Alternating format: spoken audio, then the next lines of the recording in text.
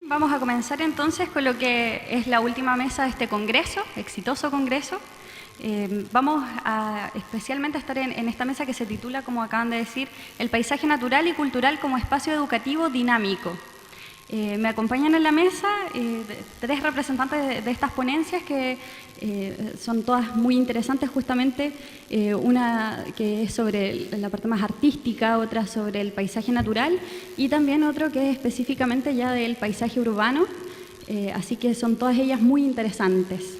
Me gustaría presentar en primer lugar a quien abrirá la mesa, Tomás Jorquera, con la exposición que se titula Educarse desde el patrimonio, experiencias de los humedales en Chiloé. Frecuentemente en estos espacios no siempre hablamos del patrimonio natural y la verdad es que esta es una ponencia, una experiencia que de todas formas vale la pena que esté aquí y que podamos aprender de ella, ¿verdad? Bueno, Tomás, si bien nació en Maipú, él se trasladó a muy temprana edad a vivir al sur de Chile. Ha vivido en ciudades como Puerto Cisne, Dalcahue y también en Temuco. De hecho, en Temuco, Tomás estudia Sociología en la Universidad de la Frontera. Luego hace su tesis en el uso de plantas medicinales y el establecimiento de reservas del bosque nativo, impulsado por el Centro de Salud Intercultural Boroa Filiu Lahuen. Actualmente está trabajando en Chiloé, en el equipo de la ONG SECPAN, donde participa como investigador y actualmente trabaja en un estudio de percepción socioambiental de Chiloé y en el diseño de estrategias de intervención y manejo para la conservación de espacios naturales del sur de Chile.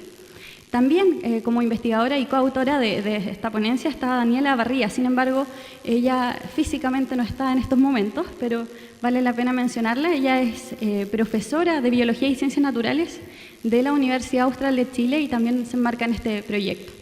Así que los dejo entonces con Tomás. Buenas tardes a todos y a todas, mayormente a todas parece. Les voy a contar brevemente de qué se trata nuestra ONG y de lo que vengo a presentar hoy. La ONG SECPAN es una organización sin fines de lucro que lleva unos 10 años trabajando en Chiloé, principalmente en el tema de conservación de espacios naturales y de especies emblemáticas, principalmente aves migratorias. Hay una serie de organizaciones norteamericanas que nos apoyan bastante y también trabajamos mucho con organizaciones locales de toda la provincia de Chiloé. Ahí en la pantalla, como pueden ver, están posicionados la mayoría de nuestros objetivos. Brevemente nuestro contexto, la mayoría aquí conoce Chiloé o lo ha escuchado de él, muy rico en su patrimonio cultural, su riqueza natural, los paisajes, y queremos destacar en particular los humedales, que en los últimos años han sido destacados porque presentan cualidades extraordinarias para el rescate y la conservación del patrimonio natural y cultural. En los humedales están ubicados la mayoría de los conchales de Chiloé, también están ubicados la mayoría de los pueblos y las ciudades de Chiloé, y por ahí transitan todavía muchas personas que viven y usufructan de los humedales por recolección de pelillos, mariscadura, haciendo embarcaciones, en astilleros, etc. En este contexto, en estos humedales, se dan muchas cosas que llaman la atención de muchos científicos, de tesistas que llegan, de extranjeros que llegan a vivir, de santiaguinos también. Y en general, lo que nosotros proponemos es que queremos integrar a los humedales como un espacio patrimonial. En el caso de Chiloé, quizás en otros lugares sea distinto.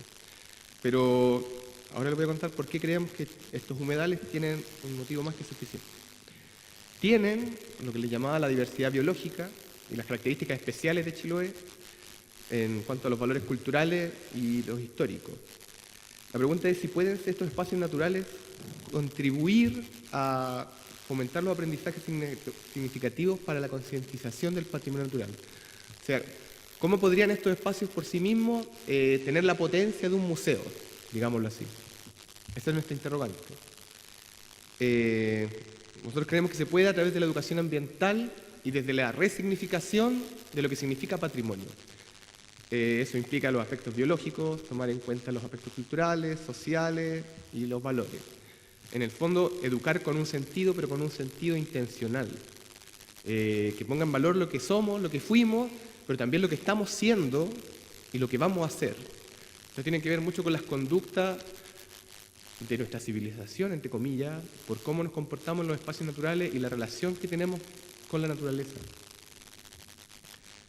La línea de educación ambiental de SECPAN se propone como un instrumento de cambio, que promueve el cambio social, cultural, económico, desarrolla habilidades y actitudes, se vuelve un factor estratégico y apunta a la formación de sociedades justas, ecológicamente sustentables. Sería lo ideal. Educar desde el patrimonio en Chiloé busca que las personas que la reciban o participen de esta conozcan los bienes patrimoniales de la isla y del archipiélago, comprendan los modos de vida que se asentaron ahí hace más de 4.000 años y los que están siendo hoy en día, apreciar los bienes que quedan y valorar todo aquello que se puede conservar para enmarcarnos en esto del desarrollo sustentable. ¿Qué hemos hecho? Algunas cosas breves. Talleres de educación ambiental, principalmente con chicos de educación básica, al aire libre y en escuela, talleres de taxidermia, anatomía, etc. Un calendario temático de un concurso que se llamaba Pintando los humedales de Chiloé, salidas a terreno para observación y censo de avifauna, reconocimiento e identificación de los reinos animales, que ahora parece que se llaman de otra forma, y seminarios también, más que todo para poner en valor investigaciones que ya se están haciendo no solo de SECPAN, sino de otras organizaciones, como el CET, el Centro de Educación y Tecnología, en su momento la Fundación Senda Darwin y otras organizaciones muy importantes en Chiloé. También hace 3 años se está haciendo el Festival de Aves Migratorias de Chiloé, con el apoyo de fundaciones extranjeras, para poner en valor los humedales. Por aquí hay un láser, pero lo voy a hacer con el mouse. ¿Se ve ahí o no? Bueno, aquí está es una carpa gigante donde se hace la exposición y las charlas, las salidas a terreno, la construcción de un mirador y observatorio en el borde de uno de los humedales que está en Quilo, en la comuna de Ancud, la construcción de un domo móvil que hace talleres de dibujo científico, la muestra de afiches sobre la naturaleza y la cultura de Chiloé y otros medios alternativos más artísticos como el tema del concurso de pintura o obras de teatro. Este en particular es de la obra de teatro. ¿Qué hemos aprendido? Que usando estas técnicas por separado se logra muy poco o los aprendizajes no se vuelven significativos en el tiempo. Es necesario encadenar las actividades. Por eso pusimos este nexo que existe con el reconocimiento del patrimonio como un tema importante, por lo menos para la Oficina Provincial de Educación, y la importancia que puede también tener para actores privados, como son hoteles o prestadores de servicios turísticos. Hay una ruta patrimonial en Chiloé que inauguró hace 2 años el Ministerio de Bienes Nacionales, que se llama Ruta Patrimonial, Humedales, Aves y Cultura. Y también no tiene nada nuevo, es un folleto que muestra la ubicación de ciertos espacios relevantes y contacta al visitante con el lugareño para que se arme una especie de circuito turístico. Que la gente recorra esa ruta, vaya aprendiendo del lugar y le preste un ingreso al lugareño. Eso hay que anexarlo con otras cosas. Por ejemplo, en el tema del festival, el tema de la difusión. En esta versión del festival, que aprovecho de pasar el aviso, va a ser el 24 y 25 de noviembre, en el humedal de Putemún, en la comuna de Castro, se va a lanzar un libro. Es un libro de cuentos, se llama Flamenquín, y el libro de cuentos va a contar la historia del flamenco, que migra desde Magallanes a Chiloé, se alimenta en estos lugares patrimoniales, y va encontrándose aves que le van contando la historia del lugar. Y la historia de qué es lo que come, quién vivió ahí, por qué los humanos tenían antes tantos conchales y hoy tienen salmonera, y por qué algunos hacen basura y otros hacen huerta orgánica, y así. En el fondo es como relevar los contrastes. Para nosotros el patrimonio natural tanto como el cultural, tiene que ser igual de valorizado, mal que mal, la naturaleza es la base de todo el patrimonio cultural, de todos los objetos patrimoniales, y también es una construcción social, sociológicamente puedo acreditarlo, y es una construcción social dinámica, como lo dice el título de la mesa, que puede ser intervenida y también mal utilizada. Hay que resignificarlo por su valor intrínseco, como ya he venido diciendo hace rato los teóricos de la crisis ambiental global, pero también en un tema de centralismo, por lo menos en Chile, que yo veo, de que el patrimonio natural es solo entendido como aquel espacio delimitado y declarado reserva o declarado parque o santuario. Pero lo que nosotros estamos tratando de posicionar es que el patrimonio natural es más que eso, es el espacio donde la gente vive e interactúa, donde realmente valora su estilo de vida. En el caso de Chiloé, donde la gente va a mariscar al humedal, donde la gente ve las aves, donde la gente trabaja turísticamente, donde la gente va a recolectar la milla para ponerle a la huerta. Todas esas cosas que son parte del patrimonio, no solo de las personas, no solo de la historia, sino de los que van a venir después. Eso. Muchas gracias. Bueno, vamos a seguir con la segunda mesa. La segunda ponencia, que se titula Espacio San Isidro, Arte Contemporáneo y Formación de Audiencias en el Contexto Universitario. Esta ponencia está a cargo de Rodrigo Bruna, que es un artista visual, licenciado de Artes Plásticas y magíster en Artes Visuales de la Universidad de Chile, con estudios de posgrado en Kunstakademie en Düsseldorf, Alemania, y que su trabajo como artista ha sido exhibido durante los últimos años en muchos prestigiosos museos, como por ejemplo el Museo de Arte Contemporáneo Niterói en Río de Janeiro, el Museo de Art La Rectoría en Barcelona y también en Newhouse Center for Contemporary Art en Nueva York.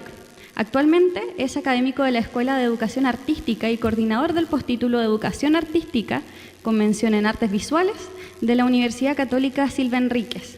Además, también en esta ponencia participa Natalia Millares, quien también es licenciada en Artes Plásticas de la Universidad de Chile, estudiando además Pedagogía en Artes Visuales en la Universidad Católica. Es doctora en Educación Artística de la Universidad Complutense de Madrid y su trabajo como docente en el área de la educación artística ha estado centrado en las conexiones entre los espacios formales y no formales, con el fin de realizar sinergias significativas en torno al aprendizaje del arte. Ha trabajado como profesora en educación artística en distintos colegios y como educadora en los museos Artequín, Mavi, MAS, Sala Gasco y el Museo del Traje en Madrid. Actualmente es académica de la Escuela de Educación Artística de la Universidad Católica Silva Enríquez. Así que los dejo con ambos expositores. Buenas tardes. Bueno, esta presentación que fue construida entre Natalia Millares y yo centra un poco en este proyecto, que bueno, es algo concreto, que es nuestro espacio San Isidro, un espacio que se alberga en la Universidad Católica Silva Enríquez, en la Escuela de Educación Artística. Un espacio que surge por una, tal vez, motivación conjunta de poder tener un espacio dentro de una institución universitaria orientado al arte contemporáneo y dentro también de una carrera de formación de profesores en el ámbito de las artes visuales y también en el ámbito de la educación musical. Creo que fue siempre y ha sido siempre una apuesta dentro también de un contexto bien particular que es el sector poniente de Santiago, el sector San Isidro, Santa Isabel, un sector que tal vez estando bastante cerca de grandes centros como el GAM, es también un sector en cierta medida periférico, en donde la oferta cultural es muy restringida. Y nosotros con este proyecto que lleva 1 año y medio queremos hacer una apuesta también, principalmente por un cierto convencimiento que tiene que ver con nuestra también mirada de lo que es el fenómeno de las artes visuales y del arte contemporáneo. Consideramos personalmente que el proyecto que desarrollamos principalmente y en ese sentido orientado hacia la formación de audiencia en principio con nuestros propios estudiantes, con la comunidad de la universidad y también con la comunidad circundante, ha hecho también que el proyecto sea también un espacio de innovación continua. El espacio es bastante pequeño, lo entendemos como un espacio también de exploración. Sentimos también que nuestro propio equipo docente es también, y nuestros estudiantes son los primeros usuarios del espacio, no solamente como espectadores, sino que también como creadores. Nuestra primera exposición, denominada Cuadrata, buscó entender el grabado desde su desplazamiento. En esa ocasión participaron dentro de esta mirada Jorge Kronemeyer, Francisco Sanfuente, quien les habla, y también incorporamos un estudiante.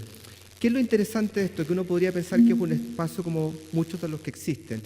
Y en cierta medida sí, es un espacio que está dentro de una universidad, que es un espacio tal vez como muchos que están dedicados al arte contemporáneo, no es una galería, por lo tanto nosotros lo denominamos espacio, puede ser también, no es un centro cultural, es un espacio, en donde lo que queremos hacer es convivir, hacer convivir tal vez estas miradas, pero siempre pensando en que esas miradas tienen que tener un resultado que para nosotros es prioritario, que es cómo hacer entender estos nuevos lenguajes y estos nuevos, en este caso, desplazamientos a un público más amplio. Tal vez un público más amplio que por el desarrollo que tenemos de nuestro programa educativo, que bueno, después se va a referir a él, Natalia Millares, ha sido un continuo desarrollo de exploración, de cómo llevar esta producción a niños, a adolescentes, a estudiantes, a la junta de vecinos que existe en el sector, y también ir generando las confianzas también frente a este trabajo. Bueno, aquí hay algunas imágenes de la muestra, de un poco la infraestructura que contamos, el espacio, un espacio bastante pequeño, pero que cuenta con lo que nosotros consideramos lo mínimo para poder entregar un producto, en este caso un conjunto de exposiciones de una calidad importante. Este, bueno, es otro registro que tenemos de una segunda exposición en donde planteamos el problema de los desplazamientos de la escultura. Se llamaba Expansiva Aproximaciones Escultóricas. Y en esa ocasión presentamos trabajos de Ángela Ramírez con un proyecto en una junta de vecinos, que era un proyecto escultórico que se tradujo en un proceso de trabajo, que son las imágenes que están al fondo pegadas en el muro. Un libro de artistas desarrollado por Mauricio Bravo, un libro que tenía dimensiones mucho más grandes, que era por el propio público revisado y visto, y trabajos también de otro académico, Pablo Barahona, con esta pieza escultórica que estaba en el muro. Paralelamente cruzamos estos trabajos con trabajos de estudiantes. Acaban de ver usted en la esquina un dispensador de números, que es un trabajo de una estudiante que también tenía que ver con estos desplazamientos escultóricos. Era un dispensador que tenía las caras de todos los estudiantes del programa. Entonces, un poco hacia la relación de cómo cada uno de nosotros se transformaba en un número. Entonces, habían todas esas como cruces, este otro trabajo de estudiantes. Y claro, si yo puedo seguir revisando, bueno, esta es una muestra curada por Jorge Kronemeyer, donde el problema era el retrato. Siempre era un problema desde el arte contemporáneo. La pregunta es cómo nosotros hacemos llegar esto a un público más amplio, y no siendo un museo ni siendo una galería. Entonces es ahí donde nosotros empezamos también con los estudiantes, nosotros como equipo, a poder buscar las maneras de que esta producción se haga también cercana a las personas y que también sea también un espacio de diálogo abierto. Para mí, por ejemplo, las exposiciones, su gran momento son el día de la inauguración, y normalmente en todos los espacios ese es el gran momento. Para nosotros tiene que ser un momento que se prolongue en el tiempo. No podemos esperar que solamente la inauguración es el gran evento, donde asisten los artistas, donde se presentan las obras y el espacio después muere en los mes o mes y medio. En nuestro caso son 2 meses que mantenemos las muestras. Nosotros lo que nos interesa durante ese periodo seguir trabajando con la muestra, principalmente con colegios y también con la comunidad cercana. Esta es la muestra retratos, que fue también desarrollada el año pasado con trabajos de Zaida González, de Paje Razzuri, de Pepe Guzmán, Mauricio Toro, y también, como está dentro de un programa de educación artística, ¿Algo pasó? Nos interesa también la producción que pueden generar nuestros propios estudiantes en relación también a las problemáticas ya mencionadas que tenía que ver con las problemáticas del arte contemporáneo, en cómo éstas se traducen en propuestas exploratorias. Yo creo que, bueno, para dejar un poco paso a mi colega, creo que lo interesante es un poco ver cómo esto se ha transformado también en un medio de comunicación y de diálogo frente a estas producciones que muchas veces en su carácter exploratorio generan también los diálogos y las conversaciones. Nosotros, aparte de nuestro programa educativo, también nosotros presentamos un espacio de conversación que también es abierto a la comunidad, que también consideramos que permite también que esta misma producción se pueda ir acercando a un público más amplio. Voy a dar paso a mi colega Natalia Millares para que ella se pueda referir al programa educativo que desarrollamos. Bueno, lo que nosotros hacemos en el programa es plantearnos cómo acercar el arte contemporáneo a la gente y, como dice ahí, con un acceso que sea real y simbólico. Actualmente la mayoría de los espacios son gratis para la gente, pero eso no asegura que las personas vayan a ir y se vayan a sentir cómodas con a veces manifestaciones artísticas que no comprenden o que les resultan en cierta forma un poco ajenas. Entonces nosotros en ese sentido nos dimos cuenta que era necesario hacer una inclusión de todos los públicos en el arte actual. Y para eso era necesario tener un programa educativo. Si bien, como decía Rodrigo, las características de nuestra sala son bastante particulares por ser una sala que no está inserta en un circuito cultural, sí nosotros hemos tratado de hacer los lazos que tenemos como una institución universitaria. Entendamos centros de práctica, vecinos, estudiantes, y hemos logrado generar una red de audiencia, bueno, obviamente muy incipiente por el tiempo que lleva la sala, pero que ha logrado y que nos hemos basado en estos puntos para lograr nuestra aproximación. Lo que hacemos en definitiva es buscar una experiencia que para las personas sea significativa. En general, casi todos los museos y lugares donde hay visitas guiadas, etcétera, tienen una visita en que cuentas un poco, vas mediando con la obra. Nosotros hacemos como un híbrido entre mediación y educación también, porque nos damos cuenta que las personas a veces están muy lejanas del tipo de arte que nosotros vemos. Tenemos entonces visitas guiadas en que participamos distintas personas. Aquí, por ejemplo, está Andrés, que es un estudiante nuestro. A nosotros nos interesa integrar a los estudiantes de la carrera. No es que en caso que Rodrigo, yo u otros profesores seamos como los dueños del programa. El programa lo vamos construyendo junto con nuestros estudiantes. Entonces, así vamos a crear profesores, vamos a generar profesores que sean mediadores y profesores que estén interesados en después usar los museos. Porque todos sabemos que los que llevan a los niños a los museos son los profesores. La primera experiencia de los niños con un museo generalmente no es con sus padres, sino que es en su colegio. Y para nosotros como formadores de profesores es vital que nuestros estudiantes desde los primeros años comprendan esta conexión que ellos van a tener con la educación en museos y lo que ellos hagan en el aula. Entonces hemos preparado y hemos trabajado con varios alumnos, ahí como les decía estaba Andrés, haciendo una visita guiada de la exposición que recién les comentaba Rodrigo, expansiva. También a nosotros nos interesa mucho trabajar con los artistas. Hemos tenido oportunidad que varios de los artistas que han expuesto con nosotros también se den el tiempo de ir a compartir con los estudiantes. Entonces ahí está Ángela Ramírez haciendo una visita a su propio trabajo. O sea, un artista que a veces son trabajos que a veces son tan herméticos, tan crípticos para la gente, lo puede explicar con palabras comunes y corrientes, sencillo, al nivel de alumnos de educación media y educación básica, es súper valioso. Y para nosotros ha sido una gran experiencia contar con esa posibilidad. Y aparte de lo que les decía un poco de esta mediación, hacemos educación. Esta es otra exposición que se llamaba ¿Cómo enseñar arte a un conejo de peluche?, del artista Antonio Guzmán. Y aquí nos dábamos cuenta, ¿cómo hablamos de esta obra si la gente no conoce, por ejemplo, el referente principal, que es Joseph Beuys, con su trabajo? O sea, nosotros teníamos que trabajar conceptos de historia del arte o otros artistas que los alumnos no conocían. Entonces teníamos que buscar una metodología que permitiera mediar esa obra, pero también entregar el contexto de esa obra. Y ahí hemos ido ensayando bastantes fórmulas que puedan ser significativas.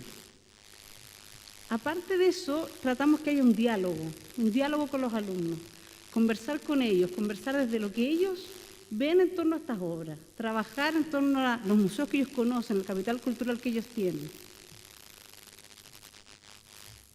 Y por último, y muy importante también, en muchos museos actualmente se está instaurando que ya no sea solo una visita, sino que haya un taller, que haya una experiencia que consolide estos aprendizajes. Nosotros aquí sí que tenemos una ventaja muy importante porque tenemos toda la infraestructura de una escuela de arte. Tenemos talleres, distintos talleres, fotografía, tenemos sala de computación, serigrafía, un montón de cosas. Entonces, en todas las visitas, los alumnos después experimentan algo. Aquí tuvimos la oportunidad de que alumnos de educación básica que nunca habían visto, sabían nada del grabado, pudieran imprimir serigrafía. Entonces, eso obviamente le da un plus súper interesante. Y también aquí está Rodrigo, y están dos estudiantes que también nos ayudan, que son parte de este trabajo. Entonces, estudiantes que están comenzando su carrera, pero que empiezan ya a trabajar con estudiantes que son un poco el público al que ellos después van a estar día a día cuando sean profes de aula. Ahí están los chicos imprimiendo su serigrafía. También tuvimos una exposición de fotografía, lo que decía Rodrigo, que ha sido curada por Jorge Gronemeyer. Y aquí dijimos, bueno, que saquen fotos los alumnos. Entonces hicimos como un mini estudio y con Anita, que es una de nuestras alumnas también, hicieron las tomas fotográficas, las trabajaron en los computadores, se llevaron cada uno su foto que ellos pudieron intervenir. Están aproximadamente, según el tiempo que tengan, 1 hora, 2 horas, algunos se han quedado casi toda la mañana viendo distintos talleres, haciendo distintas cosas. Es un programa súper flexible a las necesidades del profesor. Entonces, el profesor tiene tiempo y quiere hacer más cosas y nosotros nos organizamos. Hemos tenido cursos colegios vecinos que han ido, no sé, todos los varios cursos y trabajamos con ellos en conjunto, en lo que al profesor le interesa. Que eso también para nosotros es importante, que la visita sea parte del trabajo que ellos hacen después en aula. Aquí estamos también, les pudimos mostrar lo que es un laboratorio de fotografía y estudiar la experiencia de trabajar en un cuarto oscuro. Y la última exposición que nosotros tuvimos, que fue una exposición muy interesante, que fue con el contexto que era Chile a 40 años del golpe militar, una exposición de fotografía que también fue curada por Jorge Gronemeyer, y ahí los alumnos trabajamos un ejercicio de expresión corporal con ellos que fue súper interesante también. En definitiva, para nosotros la experiencia de los visitantes es fundamental, que queremos que nuestro programa educativo tenga abra como la puerta de estas personas al arte contemporáneo, que en general no lo conocen. En general en los colegios, son pocos colegios en los que se llega a ver arte contemporáneo. Entonces para nosotros es un desafío enorme, porque instalar un poco el gusto o la formación, como decimos, de una audiencia para este tipo de arte es nuestro principal objetivo. Y ahí tenemos un poco después, los alumnos hacemos también, obviamente, le aprovechamos de mostrar nuestra experiencia en la universidad, que ellos la conozcan y que ellos también se empapen de lo que es la comunidad, son nuestros vecinos, muchos de ellos. Entonces ese trabajo que podemos hacer para nosotros es fundamental. Y bueno, esto es un poco la experiencia que tenemos, los queremos invitar porque el día jueves inauguramos nuestra próxima exposición de 2 artistas argentinos, así que a las 7 de la tarde, San Isidro 560, para el que se quiera acercar. Muchas gracias.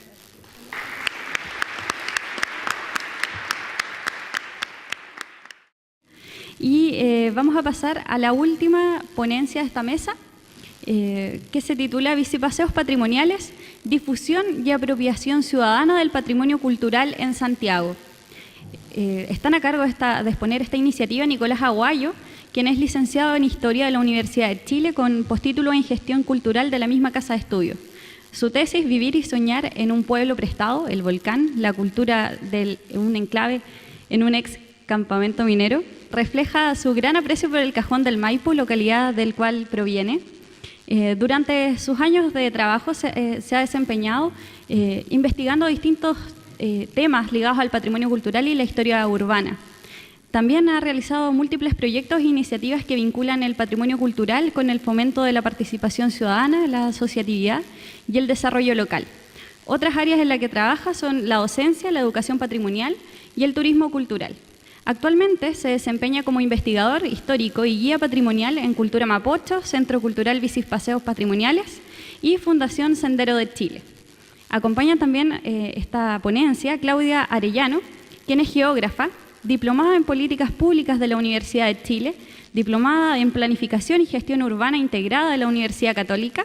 Durante su trayectoria laboral se ha desempeñado en educación y protección ambiental, en iniciativas como conservación del humedal estuarino de la localidad de Carrizal Bajo y en las cicletadas educativas en torno al patrimonio natural de Santiago junto a Bici Paseos Patrimoniales, donde actualmente participa como guía y como parte de la directiva.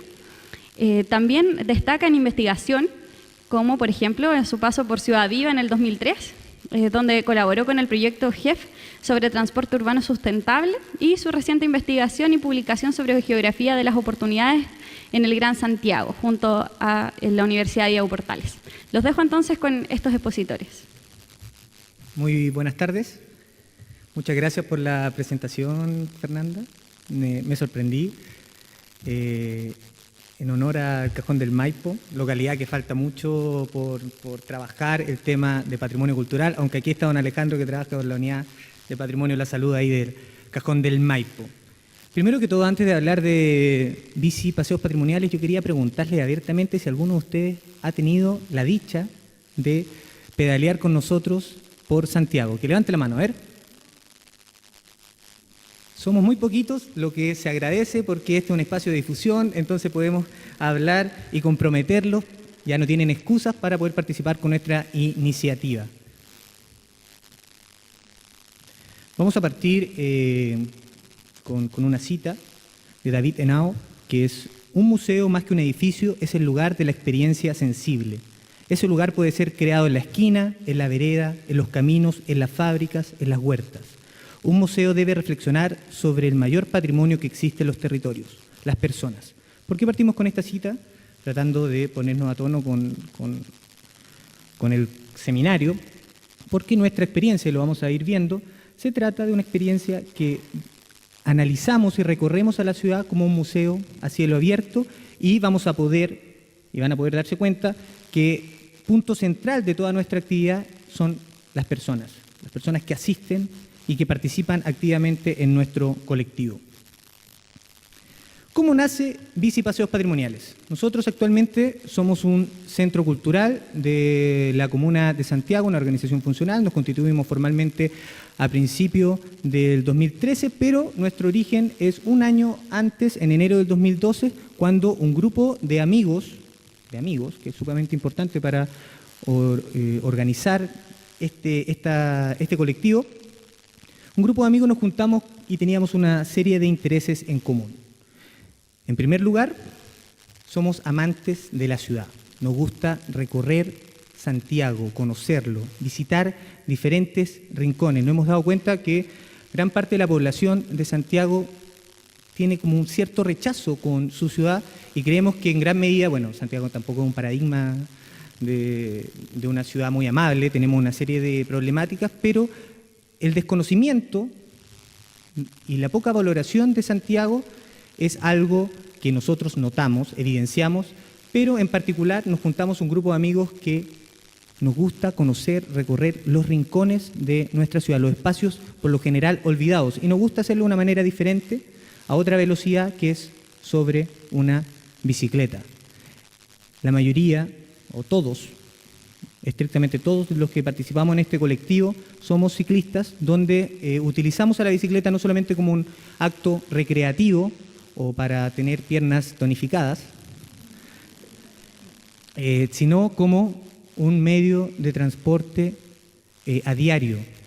Creemos en la bicicleta como un medio de transporte sustentable y también nuestra apuesta es que la ciudad de Santiago sería mucho más amable, bella y con la promoción de este medio de transporte con su uso. ¿Alguno de ustedes llegó en bicicleta a este seminario?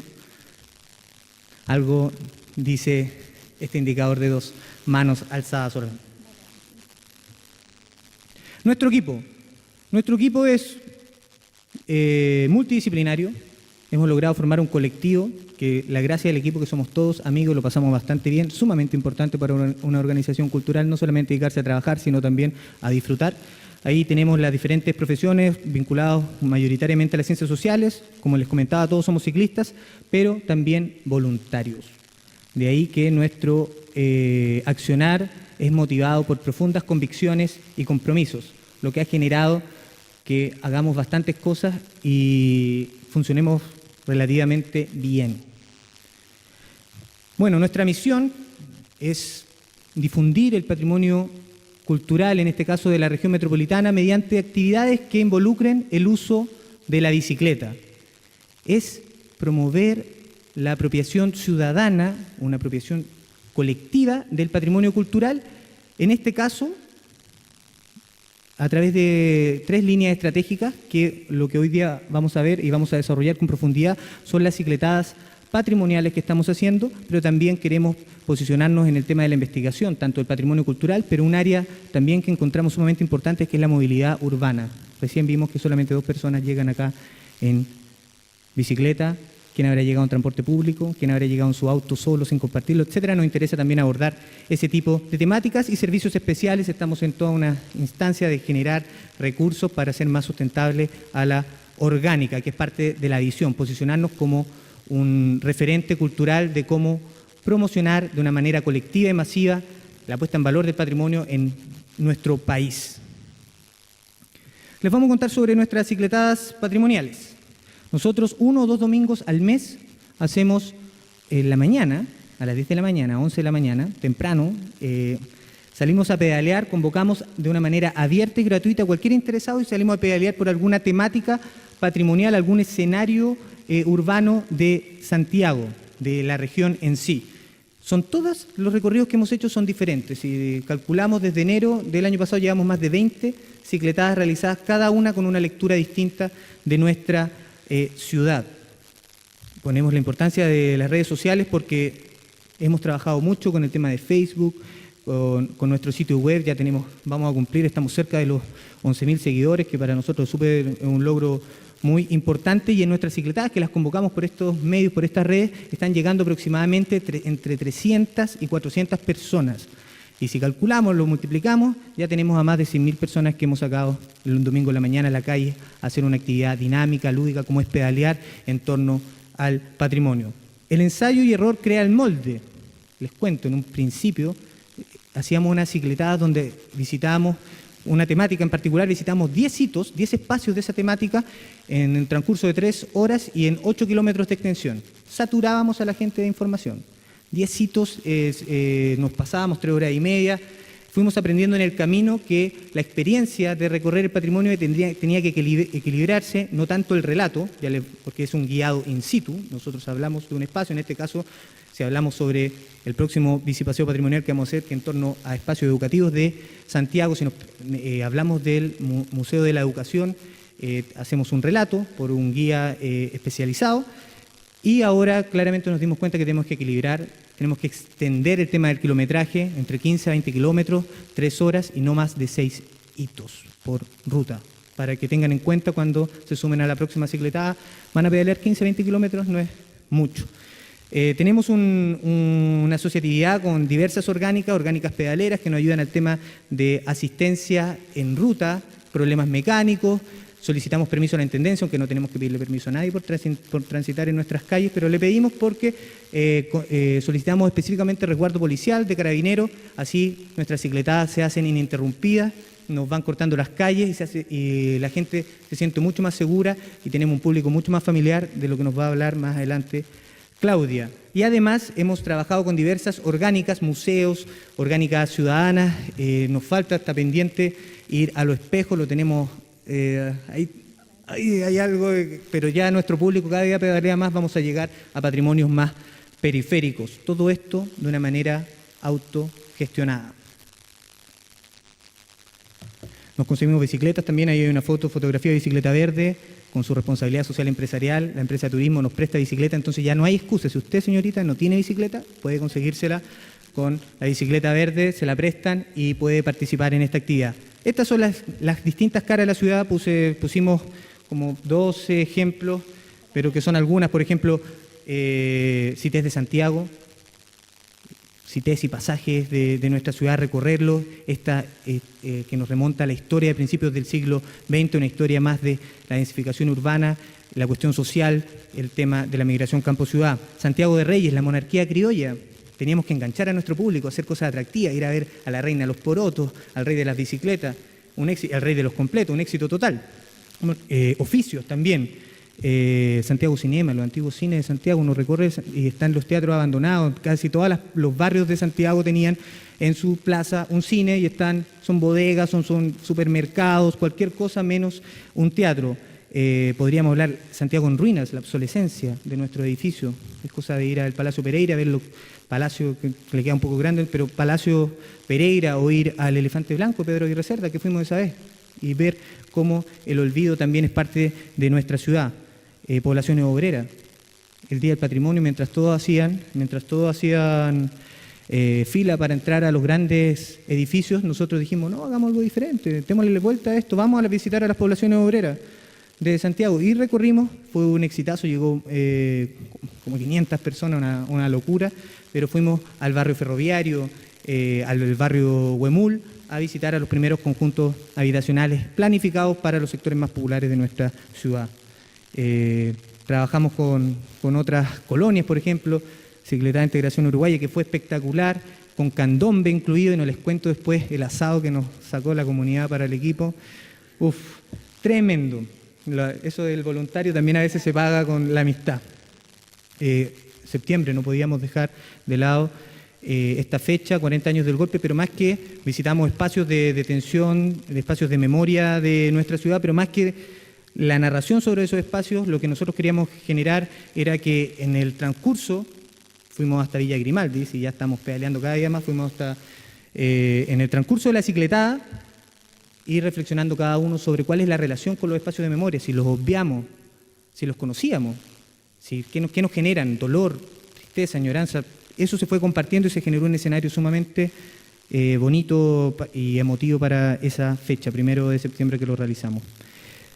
Esto no me voy a adentrar mucho porque Tomás ya habló sobre la apertura del concepto, ya claramente el tema de la monumentalidad o la arbitrariedad cultural de ciertos grupos que hablaban de un patrimonio que finalmente legitimaba su poder en nuestra cultura.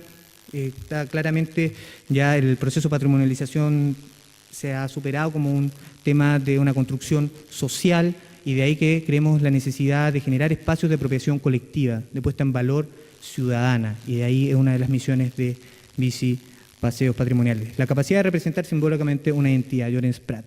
Esa es nuestra visión del patrimonio. De los recorridos, ¿cómo nosotros los vamos gestionando? Primero seleccionamos una temática, la temática que queremos abordar, ahí les dimos una serie de ejemplos que queremos mirar, cuál es la visión que queremos dar de Santiago. Georreferenciamos los recursos patrimoniales, los hitos, mapa, súper importante, geógrafos, se agradecen en el equipo.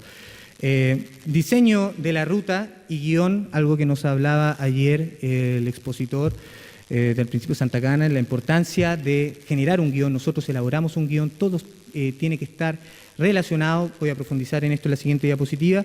Ruta de prueba, tenemos que recorrer, ver el escenario, dónde nos detenemos, dónde vamos a hablar, con qué actores locales nos tenemos que asociar para generar esta actividad sumamente importante, por qué calle vamos a transitar. También tenemos que buscar el confort de nuestros participantes, no vamos a andar por calles llenas de hoyos. La ruta de prueba es sumamente importante, y el equipo carismático, claro, tenemos que tener un equipo entretenido, porque si no, esto es innovación, tiene que ser algo dinámico, lúdico, tenemos que pasarlo bien, divertirnos, entretenernos con el patrimonio. Esto ya no puede ser un discurso de lo pasado, un discurso aburrido, no. Tenemos que buscar diferentes formas. Pero tampoco todo puede depender del equipo carismático, sino que también nosotros elegimos un espacio que hablen por sí mismo. Es súper importante, no podemos, para que no, como somos recorridos donde llegan 300 personas, el espacio tiene que tener un impacto visual importante para que no todo se centre en el relato. Tenemos que generar ese equilibrio. Y la disciplina que hemos escogido metodológicamente es como un acercamiento a lo que se hace desde la interpretación patrimonial, que es una disciplina que nace en Estados Unidos, más relacionada al tema de las áreas naturales, silvestres, pero que nosotros nos agarramos de ciertas metodologías que ellos establecen para generar esta conexión intelectual y emocional en el guiado in situ. en donde un participante va en tiempo libre y está frente al recurso patrimonial. ¿Cómo generamos una conexión emocional e intelectual? Lo primero es que tiene que ser más allá de la información. No podemos centrarnos en que los recorridos patrimoniales, porque muchas veces no pensamos como, hagamos una ruta patrimonial y hablamos nomás. Hay que pensar, hay que reflexionar cómo vamos a dar el relato, ese discurso. Más allá de la información, las fechas, ¿a quién le quedan las fechas? A nadie. O una cronología de algo. No. Esto más allá de la información, tiene que haber un mensaje detrás, una provocación. Todos nuestros recorridos nosotros lo armamos en torno a un guión, y ese guión hay un mensaje detrás que todos los otros hitos que nosotros hablamos están relacionados con ese mensaje. Por ejemplo, la población obrera. No estamos hablando de la belleza arquitectónica o de ciertos conjuntos habitacionales. Si lo que queremos hablar ahí y generar la provocación de cómo a principios del siglo XX los primeros ensayos de habitación obrera eran mucho más dignos que las habitaciones sociales actuales. Cómo tenían 80, 90 metros de construcción de vivienda, cómo tenían una serie de equipamientos a su alrededor. Cosa de ir, se han ido a la población Huemul, es un ejemplo icónico. Y vamos y lo hacemos reflexionar en torno a las habitaciones, las viviendas sociales de hoy que no superan los 50 metros. Entonces también es una provocación a una reflexión en torno a la ciudad actual. O sea, el patrimonio, lo hablaba Tomás y lo han hablado, es algo también del presente y por sobre todo del futuro. Cómo nos sirve para reflexionar sobre nuestra situación y sobre nuestro rol como ciudadanos. Eso es lo que nosotros queremos, que nuestros participantes se vayan después de la ruta diciendo, chuta, en realidad algo pasa. ¿Qué rol estoy cumpliendo yo en mi barrio? ¿Qué estoy haciendo yo por mi ciudad? ¿Soy un mero espectador o soy un participante más activo? Finalmente eso, queremos generar mensajes. ¿Cómo? Con una comunicación estratégica, ya les dije, el ABCD, un relato atractivo, breve, claro y directo, no más de 10, 12 minutos, 15 minutos ya estamos dando la lata, yo por eso me estoy hablar un poco más lento también, me lo han dicho mis compañeros. Organización del relato, guión y técnicas comunicacionales que obviamente hay que ocupar, la ejemplificación, aproximaciones, metáforas, etcétera, que enriquecen siempre a un discurso. Esta fue nuestra convocatoria para guías patrimoniales, tenemos que ser lo más lúdicos y se llenó y ahora somos muchos más, somos como 15 miembros del colectivo, lo que estamos muy contentos que para los que partimos, que éramos como 2 personas, ahora que seamos 15, estamos demasiado felices. No. Bueno, mi nombre es Claudia, voy a continuar un poco con lo que le está relatando mi compañero. Como ustedes ven, él es muy lúdico y muy carismático. Yo me toca la parte un poco fome, porque... ¿cómo se avanza?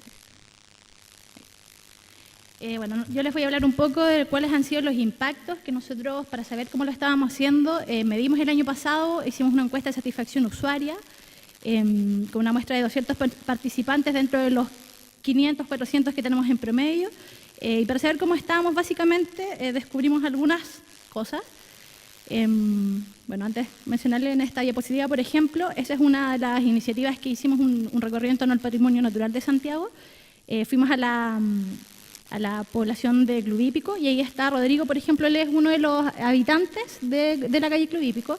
Y bueno, llegamos a su puerta y a su antejardín directamente con 500 ciclistas, entonces teníamos que hacerlo partícipe de esto y de que él nos contara cuál había sido su experiencia. En este caso particular era las plantabandas. No sé si alguno conoce la iniciativa de las plantabandas, de estas huertas comunitarias que se hacen en las plantabandas.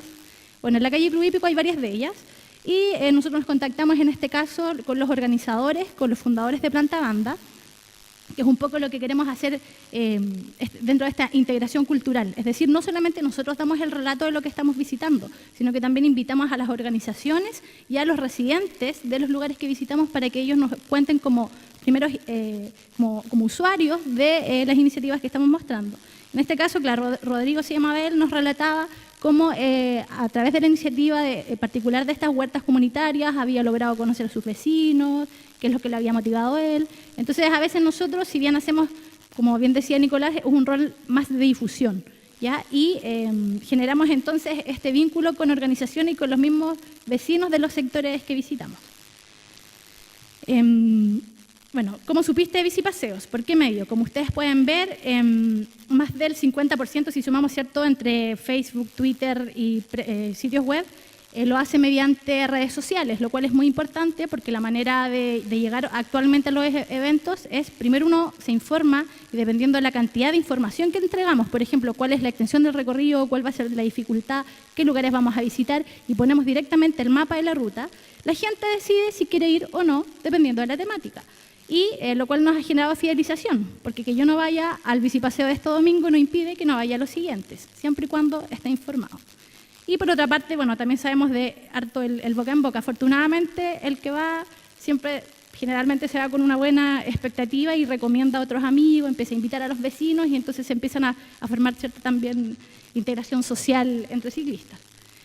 Como ustedes pueden ver, también el rango etario de nuestros participantes o usuarios, como están descritos ahí, va desde los 15, en este caso los que pedalean, a los 72 años. En realidad, poco a poco, esto fue hecho en julio del 2012, ahora contamos con la presencia de bastantes niños también, entonces se amplió mucho más el rango etario, ahí que radica lo importante, como mencionaba Nicolás, en el relato, en el discurso, en ser menos técnicos, en ser más coloquiales de pronto, en lograr hacer entender a alguien de 3 años, 72 años, el mensaje que queremos transmitir. Y bueno, la edad promedio más o menos es de 31 años. ¿De qué comuna vienes? Como ustedes pueden ver también, tenemos participantes de casi la mayoría de las comunas de Santiago, siempre más de las comunas del pericentro, como son Santiago, Providencia, por ahí también Ñuñoa. Sin embargo, bueno, nos dimos cuenta que también hay gente que viene de otras comunas muy lejos, ¿verdad? Y por lo tanto nosotros tuvimos que empezar a hacernos cargos, por eso hicimos esta encuesta, de las necesidades de ellos. Entonces mucha gente nos dice, oye, mira, no sé, yo vivo en Calera de Tango, me interesa, quiero ir, ¿cómo lo hago? Bueno, vente en transporte público y nosotros, en este caso, disponemos de bicicleta, que es como la bicicleta verde nos presta determinada cantidad de bicicletas, y si no, por ahí uno, entre ellos mismos en Facebook se van pidiendo cosas prestadas y la gente lo empieza a resolver. Entonces, se va dando un encuentro como de integración transversal. Primero, integración sociocultural, porque hacemos estos vínculos, estas redes, generamos redes con la gente de los mismos lugares que visitamos. Integración social, porque como ustedes ven, hay un gran rango etario, y lo cual también es muy beneficioso porque terminando el relato y mientras se hace el pedaleo al siguiente hito, se enriquece mucho la experiencia educativa en la medida de que alguien que puede ser, no sé, el que va pedaleando mío, que no necesariamente conozco, tienden a continuar como, oye, sí, mi papá vivió en este conjunto habitacional cuando era chico y me contaba tal cosa, o yo trabajé, o mi abuelo hizo tal cosa. Entonces, la experiencia educativa no se limita solo al minuto del relato, sino que continúa mientras continúa el pedaleo. Con respecto a los recorridos, bueno, ¿qué te parecen los contenidos? Afortunadamente a la mayoría les parecen interesantes, a unos que otros novedosos, y también, claro, las críticas como muy técnico y falta de información. Ahí nosotros también, es como les decía, esto lo hicimos el año pasado y, claro, jamás, no sé si los podremos satisfacer a todos, porque en el fondo de repente recibimos académicos, nos han llegado embajadores, hasta, nada, gente común y corriente y gente sin escolaridad. Entonces, también tratamos de tener un discurso más o menos transversal y que cada uno recoja lo que quiere escuchar y lo que le satisface. ¿Crees que esta actividad es un aporte a la difusión del patrimonio y la cultura? Afortunadamente la mayoría cree que sí. Si esto fuera inverso lo estaríamos haciendo muy mal. Tu relación con la bicicleta es, como ustedes pueden ver, tal como lo contaba Nicolás, más de la mitad lo utiliza como medio de transporte. Y el otro 50% gente que lo usa a veces, ya sea modo recreativo, deportivo, etc. Esto nos llevó como a dos conclusiones. Primero, que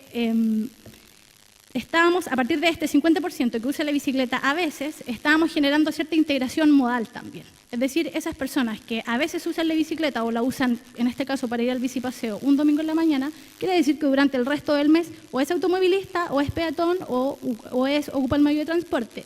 Y a partir de esta experiencia empiezan a darse cuenta, oye, igual pedaleé 15 kilómetros y yo pensé que me iba a cansar, yo pensé que, no sé, que iba a ser más difícil. Y cuando se dan cuenta que lo logran, después nos llegan los comentarios como, ¿sabes qué? Estoy yéndome al trabajo en bicicleta, no sé, 1 o 2 veces a la semana, porque en realidad son 7 kilómetros nomás. Y empiezan a generar confianza y se empieza a generar esta suerte como de integración modal. La gente empieza a probar irse al trabajo en bicicleta o a la escuela, a la universidad.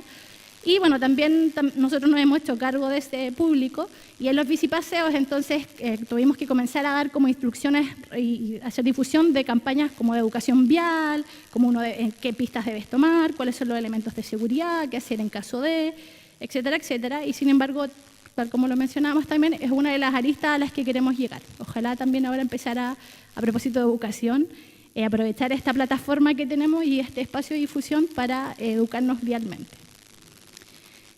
Bueno, y este otro 50% que lo utiliza como medio de transporte es mucho más exigente, y acá está la relación, les voy a decir. Nos consultamos qué tan cerca estaba DIVAM de los ciclistas urbanos, en este caso. Porque como ustedes saben, nosotros a veces hacemos la referencia, no siempre entramos a los lugares que visitamos, por lo que comentaba mi compañero, no está la infraestructura necesaria. Entonces, si uno ve este mapa que en el fondo relaciona los museos, archivos y bibliotecas de la IBAM con las ciclovías existentes, podríamos considerar que están bastante cercanos, por lo tanto nosotros podríamos recomendarle a nuestros usuarios que vuelvan en otra instancia.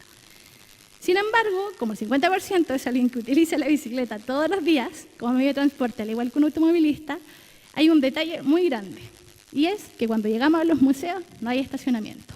Y nadie que tenga un auto o una bici muy preciada quiere que se la roben o exponerla o dejarla fuera. Por lo tanto, a pesar de que cualquier autoridad lo interpreta, no, sí, estamos súper bien. Cualquier ciclista puede llegar a un museo, en el acto, en la realidad, no es tan así. ¿Ya? Y eso es como también ahí ponerse de repente las pilas, considerarnos que somos un público interesante, que podríamos asistir si hubieran las condiciones de infraestructura adecuadas. Bueno, en relación a lo que hablábamos, entonces, uno de los impactos de la intervención urbana, porque nosotros sí nos consideramos, somos una intervención urbana, que lleguen 400 ciclistas a la vereda de tu casa, es una intervención urbana. Los beneficios de emplear la bicicleta como medio articulador trascienden a la cobertura espacial en virtud del tiempo, generándose una triple integración. Es decir, no solo abarcamos más territorio en menos tiempo, sino que además se genera integración social entre usuarios, enriqueciendo la experiencia educativa a partir de las experiencias personales que comparten algunos usuarios que vivieron, estuvieron, crecieron en relación al hito o temática expuesta, que es lo que le comentaba que se da durante el pedaleo posterior al relato del hito. Integración entre modos de transporte. Los otros modos manifiestan curiosidad e interactúan con los ciclistas de modo ameno, respetando su paso y empatizando con la actividad dado el contexto. Aunque ustedes no lo crean, a diferencia de lo que ocurre en una semana laboral, cuando la gente nos ve pasar, en este caso, como es un domingo en la mañana, nadie va muy apurado, sí, nos dan el paso preferencial, por ahí la gente, usualmente los peatones nos aplauden, comienzan a hacernos preguntas. Entonces, sí, efectivamente, a diferencia de lo que a veces sucede en un auto, que uno va solo escuchando la radio con aire acondicionado y no tengo idea de lo que pasa a mi exterior, en este caso es distinto, porque uno logra esa interacción e integración con los otros modos. Integración cultural, tomando contacto y relación con la comunidad, ya lo dijimos, de cada territorio visitado, con los habitantes, los residentes, generando redes y dando a conocer otras iniciativas y formas de abordar el patrimonio. Bueno, dentro de las conclusiones, ya ahí estamos cerrando, la experiencia educativa, bueno, la experiencia en bicipaseo nos ha demostrado que la experiencia educativa debe ser lúdica, en un medio que permita el contacto directo, tal como hablamos, dinámica, en este caso temáticas distintas en cada recorrido, transversal en contenido y lenguaje debido a la amplitud etaria y sociocultural de los usuarios y en espacios abiertos debido a la masividad de los grupos. En este caso, la ciudad como nuestro museo a cielo abierto. La difusión previa es fundamental para lograr el éxito de la concurrencia y para la fidelización de nuestros participantes. Y los organizadores debemos hacernos cargo de las preferencias de nuestros usuarios y buscar soluciones a sus necesidades para generar la fidelización. Es decir, escoger horarios adecuados, poner a disposición bicicleta para quienes no las tengan, contar con apoyo logístico en caso de accidentes o fallas mecánicas y contar con estacionamiento para bicicletas o cuidadores en caso de que no haya. Finalmente, Nicolás le va a hablar de nuestras proyecciones. Solamente dejarlos cordialmente, de verdad, invitados a participar, a que nos puedan nutrir esta actividad con una crítica en situ, porque esa es la gracia, poder participar in situ. Nuestro desafío, obviamente, es descentralizar. Hemos abarcado muchas comunas céntricas o pericéntricas, es ir a Los Espejos, el primero, ir al Cajón del Maipo, el segundo, pero ir a comunas más periféricas e idealmente también poder que esto se replique, porque es un modelo muy replicable en regiones. No es necesario que vayan 400 personas en regiones, porque en Santiago tenemos una cantidad de habitantes gigantesca, por tanto también una cantidad de público al que podemos captar, pero ya con esta actividad que participen 10, 15, 20 personas es súper significativa y es una forma dinámica de promover el patrimonio cultural. Ahí están todas nuestras redes sociales, nos pueden contactar, hacerse amigos y ser parte de Bici Paseos Patrimoniales. Muchas gracias.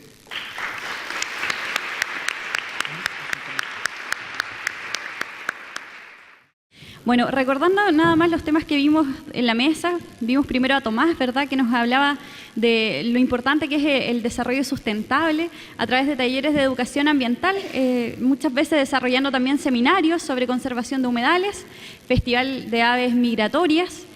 Y bueno, también recordándonos lo importante que es generar lazos con socios estratégicos, por ejemplo, a través de políticas públicas y también políticas privadas que vayan justamente para conservar mejor estos humedales en Chiloé. También estuvimos con Rodrigo y Natalia, quienes nos hablaban de lo importante que es generar que los profesores cuenten con las herramientas de transmisión del patrimonio, ¿verdad?, en este caso artístico, para poder traducirlo de alguna forma, ¿verdad?, acercarlo mucho más a sus estudiantes y logren aprovecharlo totalmente. También nos recordaban del arte contemporáneo, que es uno de los que más cuesta justamente integrar en este circuito, ¿verdad?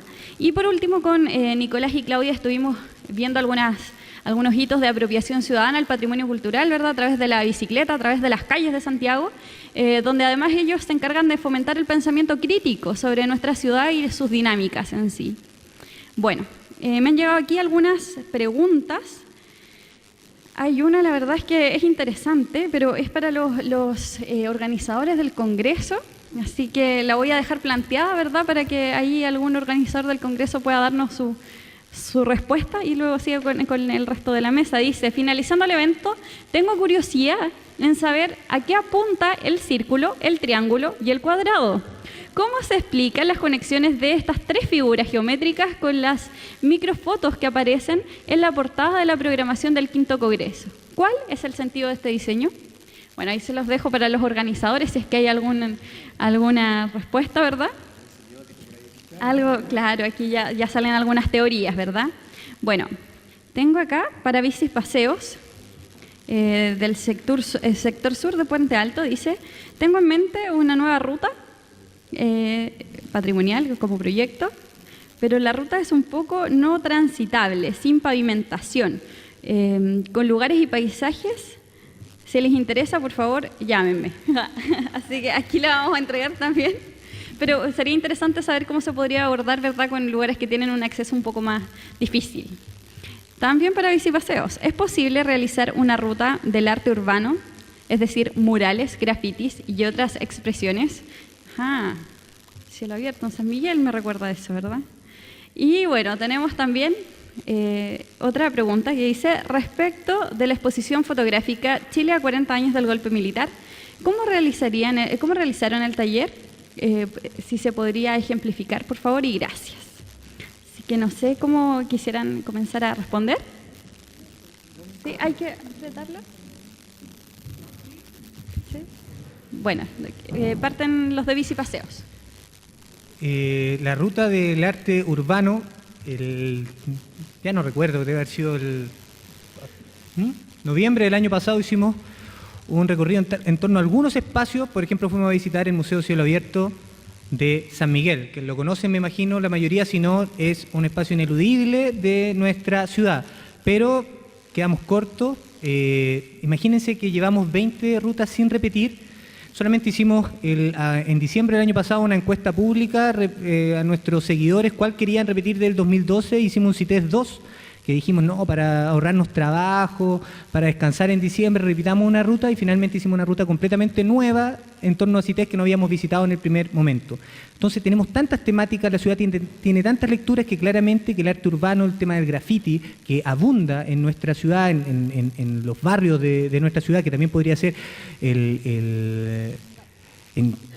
y también el arte más popular, el arte de las poblaciones, las tomas, etcétera, que también podría ser algo sumamente interesante que visitar. Están abiertos dentro de las temáticas que nos surgen y que tenemos una serie de inquietudes. Supieran, hay un listado de recorridos todavía pendientes, pero que para contarle a nuestro amigo de Puente Alto, no se nos había ocurrido hacer algo más como extremo, como más mountain bike, somos mucho más urbanos, pero me parece sumamente interesante, podríamos empezar algo.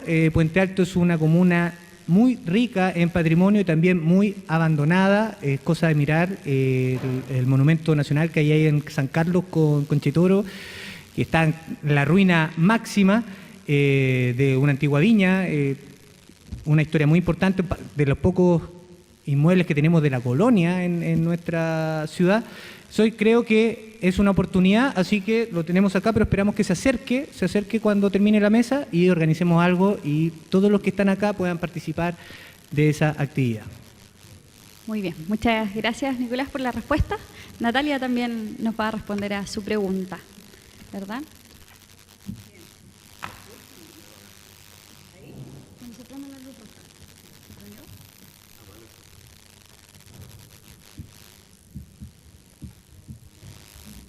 Ese está apagado también. Tenemos un pequeño problema acá con los micrófonos, pero ya lo estamos solucionando artesanalmente, no se preocupe. Ahí sí. Bueno, esta exposición fue muy particular porque no era una exposición de fotografía en que mostrara fotos solo de la época. Habían 4 visiones que proponían un poco dialogar con cómo a través del mismo medio se puede trabajar de distintas formas el tema del golpe militar en los 40 años. Entonces la curatoría proponía dialogar entre una imagen de la AFI de los años 80, en la época que se mostraba como un poco la atmósfera que existía en la ciudad, dialogaba con el libro Chile ayer y hoy, que era un libro que se publicó en dictadura como mostrando lo bien que estaba Chile ahora que estaba el régimen militar. Es un documento histórico muy interesante ese libro y que Jorge escaneó algunas de las fotografías principales y contrastaba un poco eso, cómo la fotografía mostraba distintas visiones. Y otros 2 trabajos en que había uno que era un poco de paisaje, que hablaba de esta geografía del desastre, de los lugares donde se encontraron detenidos desaparecidos, y otra obra que hablaba de los deudos de los desaparecidos, que mostraba personas con retratos de sus familiares. Entonces la visita ya era muy fuerte en cuanto a la parte emotiva, lo que conversábamos con los alumnos, y lo que quisimos hacer fue continuar con esa reflexión, y en el taller lo que hicimos fue en una sala oscura que tenemos, proyectar un data así grande, del tamaño de toda la pared, y mostramos otras fotos de lugares de memoria en general. O sea, habían fotos, algunas de la AFI también, y fotos de distintos lugares para que pudieran ser significativos. Y lo que quisimos es que los alumnos intervinieran las fotos con un trabajo como de expresión corporal. Teníamos algunos objetos, entonces ellos se colocaban y a través de la sombra que ellos hacían y de un poco de un acto como de organizar el cuerpo de los estudiantes, había como, nos dividíamos en grupos, algunos organizaban y otros se colocaban como los actores y otros sacaban las fotos. Entonces cada grupo hizo bastantes fotos, tuvimos súper buenos resultados, tuvo el colegio el artístico de Mapocho, también hubo el colegio Santa María y eran estudiantes todos de 4º medio, y casi todos eligieron las mismas fotos, fue bien interesante, que vieron guanaco, que a todos les gustó y trabajaron esa foto, y otras fotos como más de marchas, que también colocamos fotos que puedan ser significativas para ellos. Y conversar de estas imágenes, eso fue un poco el trabajo, fue súper interesante y nos llamó la atención que los alumnos se fueron con la idea principal de la exposición, que era entender cómo a través de la fotografía, que es un lenguaje, que es una técnica que era común en los 4 trabajos, se podía hacer un lenguaje tan personal también. Y eso fue esa experiencia, es la única experiencia que hemos incorporado a la parte más corporal. Y creo que podemos seguir en ese camino porque para los chicos también fue súper significativo. Muchas gracias, Natalia. Y bueno, finalmente me acaba de llegar la última pregunta para Tomás Jorquera. Dice, nos plantean formas cualitativas del proyecto en vía de desarrollo autosustentable. ¿Cómo pretenden medir en forma concreta el impacto de la trascendencia del proyecto? O sea, entiendo el por qué, pero no el cómo.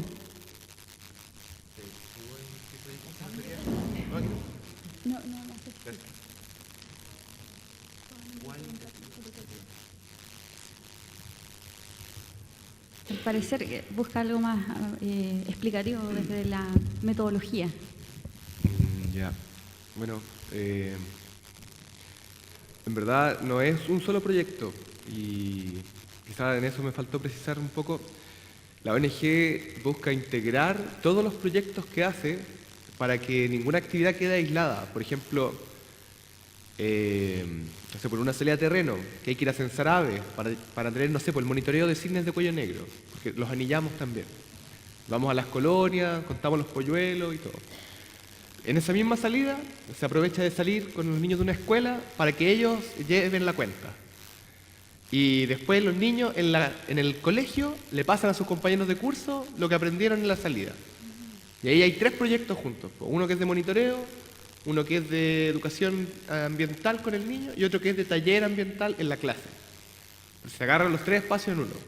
Y después ya viene otra etapa que es como de difusión de los resultados. Se hace un póster, se pone en los pasillos del colegio, del establecimiento, o se lleva a los niños a exponer su trabajo. Por ejemplo, el año pasado, por este mismo proyecto de los cines de cuello negro al que estoy aludiendo, unos niños de la escuela básica de Alcahue postularon al Congreso CONICET y salieron ganadores regionales.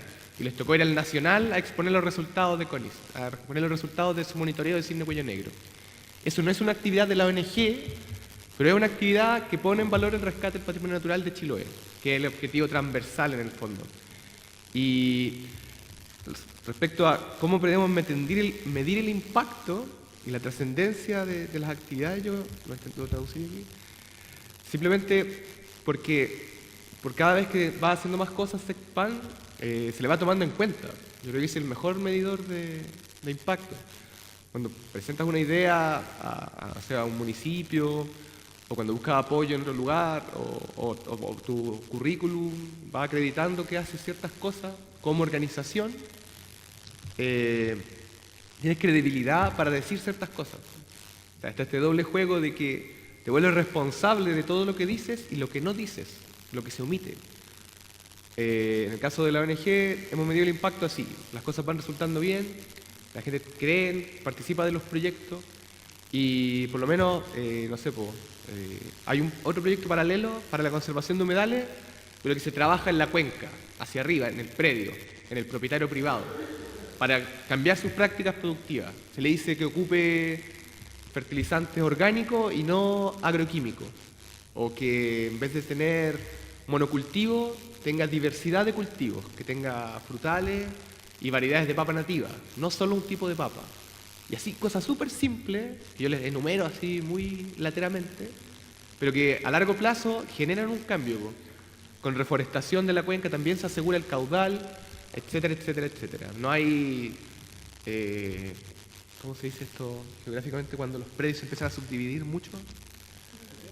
Loteo de los predios para hacer viviendas de agrado y desplazar al campesinado. Por lo menos en Chile está pasando mucho eso, que está llegando mucha gente, tiene un predio bonito, se parten 27 pedacitos chiquititos y alguien está dispuesto a pagar el triple del total del predio por ese pedacito chiquitito por el derecho a vivir en ese lugar privilegiado.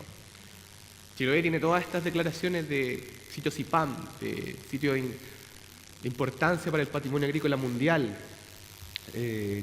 Hay 10 humedales que son de la red hemisférica de importancia de aves playeras y así una serie de categorías y etiquetas que avalan que las cosas que se están haciendo tienen una trascendencia. Perdón.